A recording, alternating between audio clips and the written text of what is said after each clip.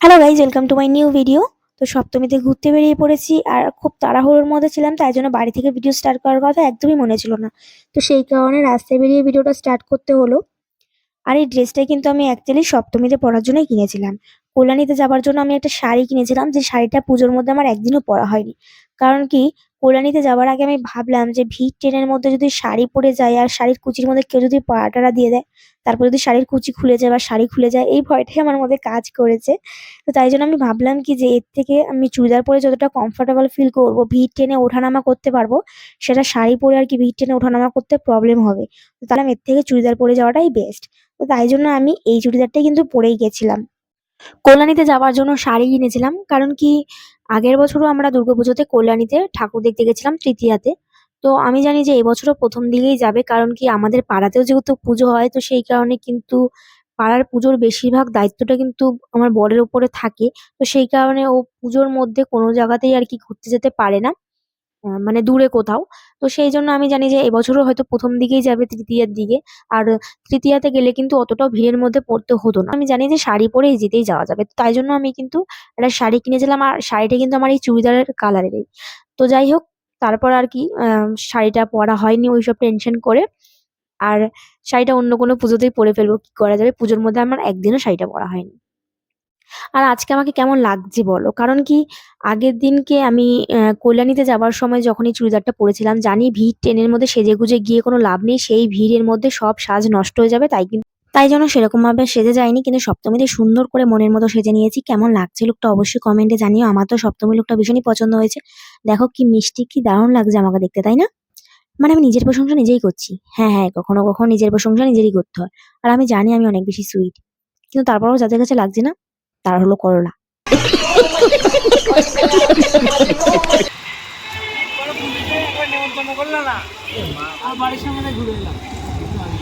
তারপর দেখা হয়ে গিয়েছিল বরের এক বন্ধুর সাথে। আমাদের পাড়াতে যে দুর্গাপুজোটা হচ্ছে, সেই পুজোতে ওকে কেন নিমন্ত্রণ করা হলো না সেটা নিয়ে আর কি বলছিল। তো যাই হোক, দেখো এখানে আরেকটা পুজো হচ্ছে, আর প্রত্যেক বছর এখানে আরো সুন্দর প্যান্ডেল করে। সে আন্দাজে এবছরের প্যান্ডেলটা অতটা আমার ভালো লাগেনি, কারণ সামনে খুব সুন্দর প্রত্যেক বছর ডেকোরেশন করে একটা সুন্দর প্যান্ডেল করে। সে আন্দাজে মানে ভালো হয়েছে, বাট অতটাও না, মানে আগের বছরের আন্দাজে একটু কমাই হয়ে গেছে প্যান্ডেলটা। তো যাই হোক, ভেতরে আর ঢুকিনি, কারণ ওই রাস্তাটা তো প্রচুর জ্যাম ছিল আর প্যান্ডেলও ভিড় ছিল, তাই জন্য আর কি গাড়ি থামাইনি। আর কিছুটা আগানোর পরে এখানে আরেকটা পুজো হচ্ছে। তো এই প্যান্ডেলটা আর কি গাড়িতে বসেই দেখেছি, কারণ পেছনের রাস্তাটা বন্ধ, আবার গাড়ি ঘুরিয়ে আসতে হবে। আর এদিকে দেখো ডান দিকে আরেকটা পুজো হচ্ছে। আর ডান দিক বাদিক সব দিকেই আমাদের এখানে পুজো, আর সামনে এখানে এত জ্যাম লেগেছে কারণ আরেকটা পুজো হচ্ছে সামনেই। এই প্যান্ডেলটাও বেশ ভালোই করেছে, তার সাথে মানে প্যান্ডেলটার সাথে যে লাইটিং আর মিউজিকটা দিয়েছিল হেবি সুন্দর লাগছিল এই জায়গাটায়। তারপর আলসামি করে গাড়িটা দাঁড় করায়নি, মানে গাড়িটা এক সাইড করেছে, তারপর ঠাকুরটা দেখতে যাবো একটুখানি। ওর এটা তো আর কি আলসামো লাগছে, বলছে থাক কালকে দেখো। ওর আসলে তাড়াহুড়ো, আমাকে কতক্ষণে আর কি ঠাকুর দেখিয়ে বাড়িতে নামাবে, তারপর ও বন্ধুদের সাথে বেরোবে। আর এখানে দেখো সামনে আরেকটা পুজো হচ্ছে, আর তার একটা পেছনে আবার আরেকটা প্যান্ডেল, মানে পরপর দুটো পুজো হচ্ছে। যাই হোক, সামনের প্যান্ডেলটা কিন্তু বেশ ভালো লেগেছিল। আর বর আমাকে বলছিল এটা নাকি দুই ভাইয়ের রাগারাগি হয়েছে, তাই জন্য আর কি তারপর থেকে দুটো পরপর আলাদা আলাদা পুজো হয়, দুই ভাই আর কি পুজোটা করে নাকি। তো যাই হোক, তারপর বরের সাথে গল্প করতে করতে যাচ্ছিলাম, আর বলছিলাম যে আমাকে একটা ঠাকুরও তুমি দেখাচ্ছ না, খালি প্যান্ডেলগুলো দেখিয়ে দেখিয়ে আর কি ঘোরাচ্ছ। আর এখান থেকে লেগেছে ভিড়ের ঠেলা, মানে এত জ্যাম রাস্তায় যে মানে দাঁড়িয়ে রয়েছে। আর পেছন থেকে একটা বাইক এসে এমন জোরে আওয়াজ করে যাচ্ছে, যেন ওর বাইকের আওয়াজে সব ভিড় একদম উড়ে যাবে, মানে আওয়াজটা করলেই যেন সব একদম সরে যাবে। আর শঙ্খ বাজানো শুরু করে দিয়েছে। কার গাড়ি হবে?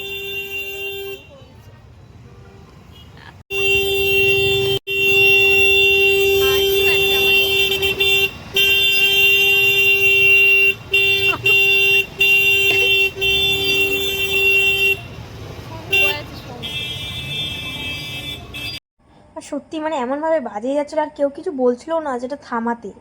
মানে সবার মাথা পুরো যন্ত্রণা উঠে যাওয়ার মতন আওয়াজ হচ্ছে, মানে ফোনে তো অতটা বোঝা যাচ্ছে না, সামনাসামনি খুব জোরে আওয়াজ হচ্ছিল। আমার বর তারপর রেগে গিয়ে বলছে এখানে কেউ শখ করে দাঁড়ায়নি যে তুই জোরে জোরে হরেন দিলেই সবাই সরে যাবে।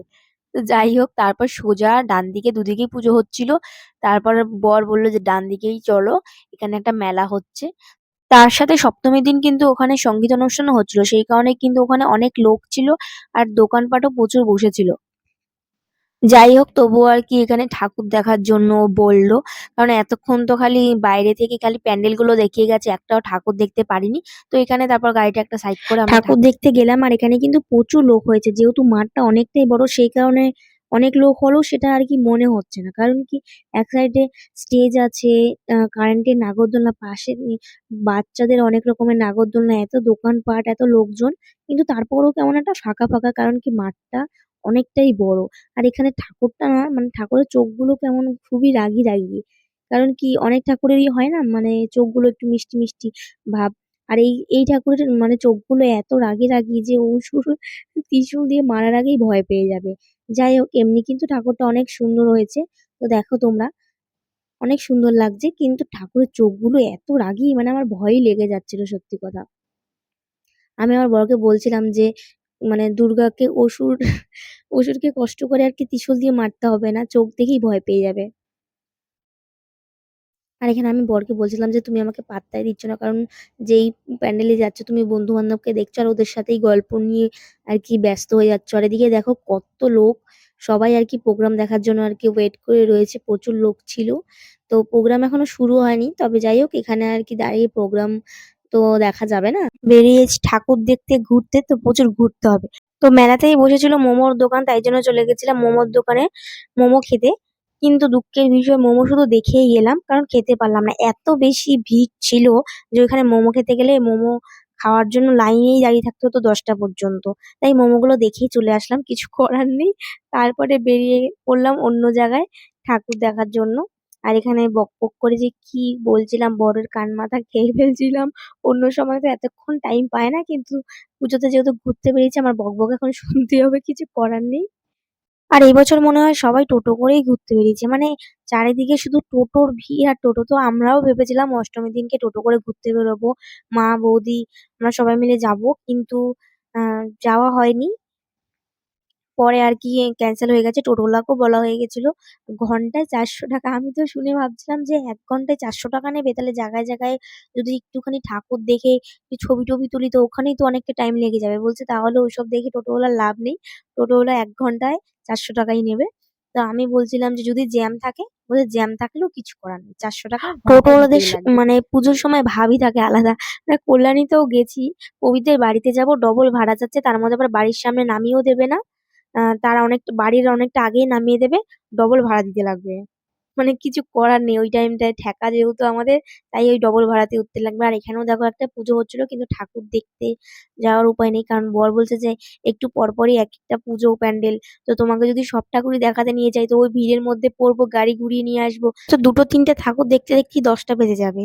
তারপর আমিও ভেবে দেখলাম ব্যাপারটা ঠিকই, তাই জন্য আর কি বরকে বললাম যে তাহলে তুমি গেলে এক কাজ করো, মেন রাস্তা দিয়ে তুমি শুধু প্যান্ডেলে দেখিয়ে যাও, ঠাকুর নয় অন্যদিনই দেখবো। দেখো এখানেও প্যান্ডেলটা শুধু দেখেছি, দেখে সোজা চলে গেছি।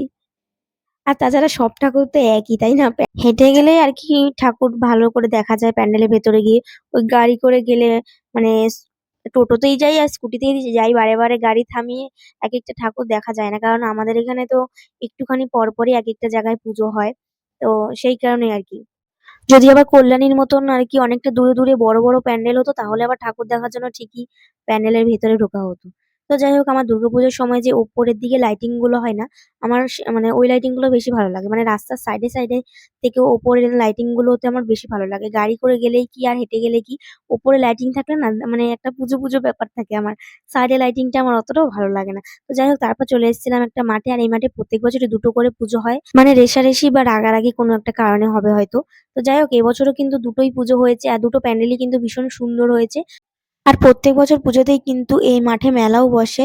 আর এবছর মেলাতে দেখলাম বাচ্চাদের একটা নতুন নাগরদোলনা বসেছে, ট্রেন, ওটা ভীষণ ভালো লেগেছে আর কি আমার। আর আমি না কোথাও মেলাতে ঘুরতে গেলে সবার আগে নাগরদোলনা দিকেই আমার চোখ যায়, কারণ আমি নাগরদোলনা চড়তে ভীষণ ভালোবাসি। আর মেলার মধ্যে নাগরদোলনা না বসলে না মেলা মেলা ব্যাপারটা ঠিক লাগে না। তো যাই হোক, মেলাতে প্রচুর ঘুরেছি, ঘোরার পরে তারপর পেয়ে গেছে খিদে, তাই জন্য চলে এসেছিলাম রেস্টুরেন্টে খেতে। আর বর এখানে এসে রেস্টুরেন্টে বিরিয়ানি অর্ডার করেছে। আর এটা না প্রত্যেকবারই আমরা সপ্তমীতে ঘুরতে বেরোই, ঘুরতে বেরিয়ে তারপর রেস্টুরেন্টে বিরিয়ানি খেয়ে বাড়ি চলে যাই। তো এবারও কিন্তু সেটাই হয়েছে। আর দেখো বিরিয়ানিটা কিন্তু ভীষণই টেস্টি হয়েছিল খেতে। খাওয়া দাওয়া করে তারপর আর ঘুরিনি, শুতে চলে গেছিলাম বাড়িতে। পাড়ার পুজো মণ্ডপের ওখানে অনেকক্ষণ বসেছিলাম আর একটু রিলস বানিয়ে নিয়েছিলাম। তো যাই হোক, এই ভিডিওটা এই পর্যন্ত, ভালো লাগলে অবশ্যই লাইক করে দিও। দেখা হচ্ছে অন্য কোনো ভিডিওতে। সবাই ভালো থেকে সুস্থ থেকো, টাটা।